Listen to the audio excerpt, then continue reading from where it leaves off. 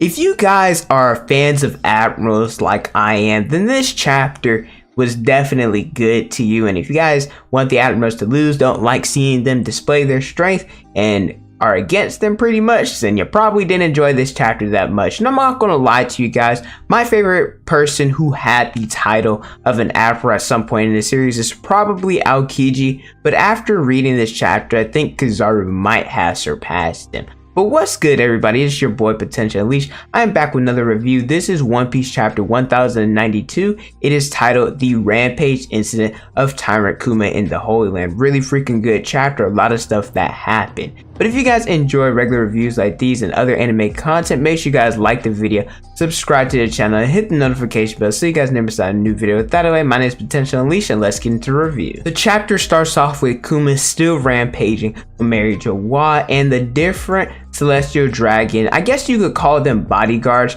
I don't think that they have an actual name for them. If they do, let me know in the comment section below. But they are trying to subdue Kuma so he can stop the different rampaging that's going on. And Kuma, he's not here for it. He's still trying to get to wherever his destination is, and he kind of nukes them, I guess you could say. As he's trying to escape, somebody gets up from behind their desk and tries to stop him. And this individual be none other than Fleet Admiral Akainu. I love him so much. I am glad that he's finally from behind his desk on the battlefield. We have not seen him actually fight somebody for such a long time, and Kuma, he's too dangerous to let him go. And the different admirals, they're dealing with stuff. So, you know, with Kazaro, he's at Egghead. Green Bull was just at Wano, he probably hasn't returned yet, and Fujitora, he's unavailable. So the only person that could actually do this is Akainu. I'm really here for it. And the different celestial dragons, they're like, yo, you know,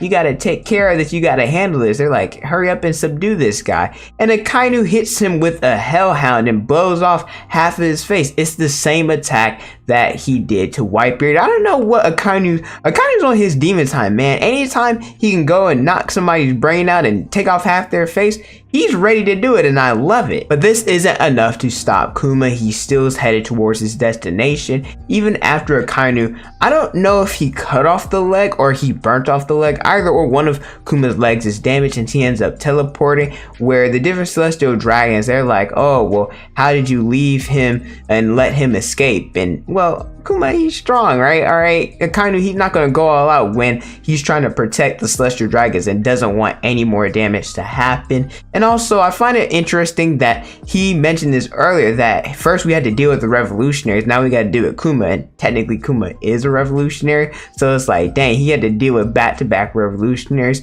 We get the flashback, or at least a little bit more. We know that Akainu and Jewelry Boney, that, well, once Blackbeard had her captured, that they left and Akainu showed up and they had a little bit of an interaction. We know that Boney is trying to get Kuma's memories back, where Akainu said, hey, that's not possible. And then he looks up in the sky in the direction that Kuma went and says, where is he going? With him not being able to think, he's basically a mindless zombie just wandering. And in my opinion, I think that he's probably headed to Egghead Island to either save Vegapunk or Boney. I really think that's where he's headed. The different Marines that were outside of Egghead Island, they have gotten rid of all the sea beasts, and now they are prepared to go inside the dome. We cut to Luffy versus Kazaro. It's really interesting because Kazaro and Luffy, they are fighting, and it appears that Luffy is in Snakeman already. At first I was like, well, why is he in Snakeman already? I kind of wish that we got to see, like against Kaido, how Luffy was only in base.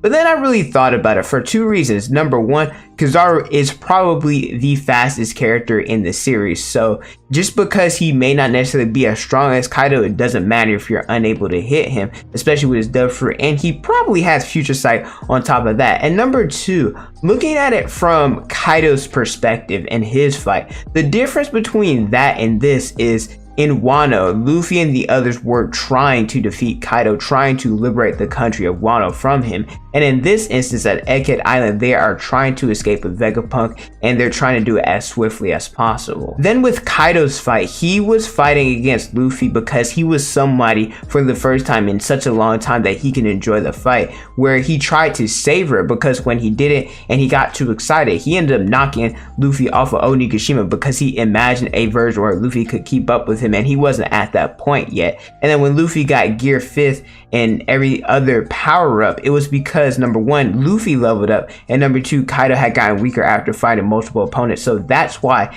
that fight ended that way, and it's a little bit different from Luffy versus Kazaro. And Kazaro even gave Luffy his props, talk about, hey, I see you're very formidable and why you were the one to defeat Kaido. But then Kazaro did something crazy. He went up in the sky and he said acceleration is power, and then sped up to Luffy, kicked him, and sent an Emperor of the Sea flying, and he flew in the direction of Vega Force 1, ended up splitting in half, and that ended up blowing up, and Luffy, he got sent flying and is out of the fight. The other individuals that were there, which includes Jewelry Boney, Lilith, and Frankie, they are now going up against Kizaru, and Kizaru, he said something interesting. He's like, hey, you know, I'm gonna go take down the guy that you really want to, so you really shouldn't stop me. And then Boney hits him with an attack. I think it was called Death Thrust or something along those lines. I really don't know what she used. It kind of looked like tentacle-like stuff.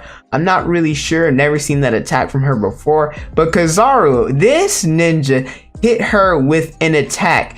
Put his, like, he's chilling. He might be one of the coldest fighters in this series, because she hadn't even realized that his foot is behind her head, and he like heel kicks her and sends her flying off of the island, and she ends up blowing up. Well, at least it's a big explosion. She's probably not dead, but still. Now, Frankie, for as smart as he is, he did something really stupid. He tried to hit Kizaru, who is made of light, with a radical beam, so it'd just be light on light. That's the equivalent of somebody trying to burn Sabo with a flamethrower. The different Vegapunks, they have cracked the code, and now they're just waiting for Luffy and the others to bring Vega Force 1 and the Sunny so they can get out of there. But unfortunately, Kazaro is right there. He is ready to attack them, and then all of a sudden Luffy, he ends up busting through the ceiling, and he grabs Kizaru, and Kizaru's like, oh, so this is what, and then he leaves at that. The rumor is talking about Luffy's devil fruit, him being Joy Boy, the Sun God Nika, all of that, and they're probably going to go for round 2. I'm not really expecting it to be a long, drawn out fight, because like I said earlier, they're focusing on escaping instead of attacking.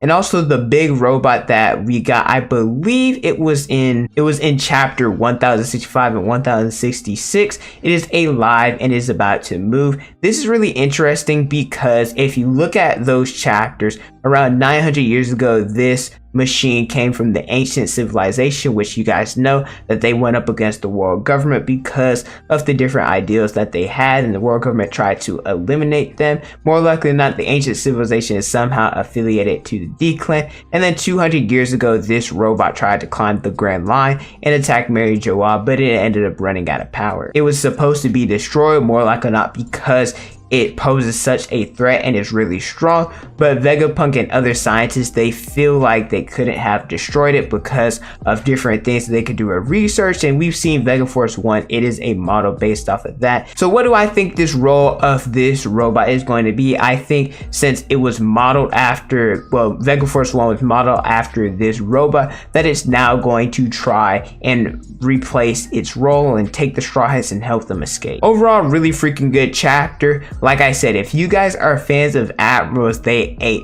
because let's not forget that when Luffy was using Black Mamba and Culverin, Kaido had to use Future Sight in order to dodge him, and I can't say whether he was using it or whether Kizaru wasn't, but in this instance, I don't think he was using Future Sight. He was having a normal conversation, just blocking and weaving through Luffy's attacks. I'm just saying, us Admiral fans, we're up right now. But let me know how you guys feel about this chapter in the comment section. Like I mentioned earlier, we shouldn't have any more breaks for at least 2 more chapters after this one. Really excited about that. But thank you guys so much for watching. Don't forget to like, comment, and subscribe. Hit the notification bell so you guys never miss out a new video. Follow me on Instagram, Twitter, and TikTok is on the screen and in the description below. Thank you guys so much for watching, and don't forget to unleash your potential.